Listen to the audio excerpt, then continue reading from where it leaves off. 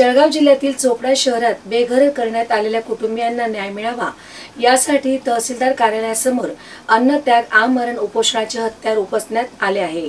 तसेच कुटुंबियांना न्याय मिळत नाही तोपर्यंत अन्नत्याग आमरण उपोषण सुरूच राहील असे आनंद बाविस्कर यांनी सांगितले। जळगाव जिल्ह्यातील चोपडा शहरात नगर परिषदेच्या हद्दीत असलेल्या वॉर्ड क्रमांक 34 मध्ये अनेक घरे 30 मे 2026 रोजी जमीनध्वस्त करून अन्नधान्यापासून तर संसारोपयोगी वस्तूंची लूट झाल्याची घटना घडली आहे। घडलेल्या घटनेच्या निषेधार्थ तसेच बेघर करण्यात आलेल्या पीडितांना तात्काळ निवारा उपलब्ध करून देण्यात यावा यासाठी 29 जून 2026 पासून तहसीलदार कार्यालय चोपडा येथे या सर्व पीडित महिलांनी अन्नत्याग आमरण उपोषणास सुरुवात केलेली। जोपर्यंत आम्हाला न्याय मिळत नाही तोपर्यंत उपोषण सुरूच राहणार। निळे निशाण संघटनेचे संस्थापक अध्यक्ष आनंद बाविस्कर यांनी उपोषणाच्या तिसऱ्या दिवशी आंदोलकांची भेट घेतली असता आंदोलकांनी त्यांच्या समक्ष शासनाच्या निर्दयी धोरणाबद्दल नाराजी व्यक्त करीत सांगितले की उपोषणाला 3 दिवस झाले तरी शासन प्रशासनातील अधिकाऱ्यांनी विचारणा केलेली नसून 2 दिवसापासून वैद्यकीय तपासणी करायला सुद्धा कोणी आले नाही।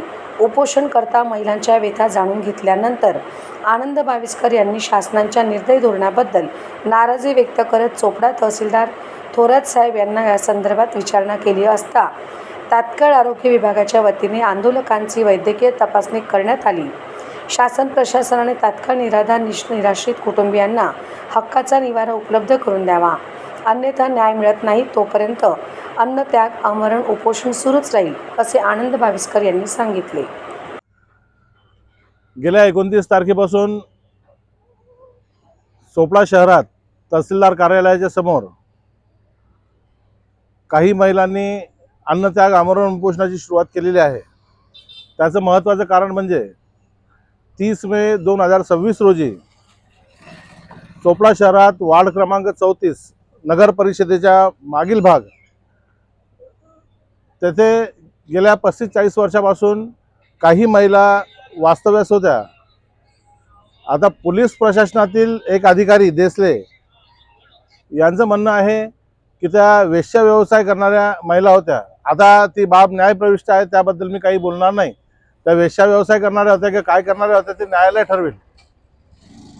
म्हणून सर्वात महत्त्वाचा प्रश्न की 30 मे 2026 रोजी चोपडा शहर पोलीस स्टेशनचे पोलीस निरीक्षक देसले साहेब यांनी कोणाला कुठलीही पूर्वसूचना न देता खाजगी JCB मशीनच्या साहाय्याने या महिलांचे घरं जमीनध्वस्त केले। यांच्या घरातलं जे सामान होतं ते लोकांनी लुटून घेऊन गेले त्यांच्यासमोरच PI देसले यांच्यासमोर। आणि सर्वात महत्त्वाचं म्हणजे गेल्या 3 दिवसापासून या महिला या ठिकाणी उपोषणाला बसलेल्या आहेत। 3 दिवसात या ठिकाणी कोणत्याही अधिकाऱ्यांनी त्यांची विचारणा केलेली नाही।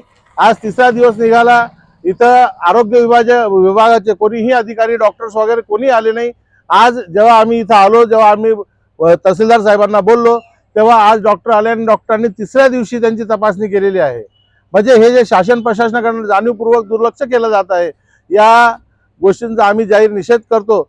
आणि मी तहसीलदार साहेबांना, प्रांत अधिकारी साहेबांना आणि जिल्हाधिकारी साहेबांना विनंती करतो की या लोकांचं एकतर पुनर्वसन करा, नाहीतर ज्या जागेवरनं त्यांना बेकायदेशीररित्या उठवलेलं आहे त्या जागेवर यांना पुन्हा जाण्याची परवानगी द्या, तिथं बसण्याची परवानगी द्या, त्यांना त्याचा निवारा उभारण्याची परवानगी द्या।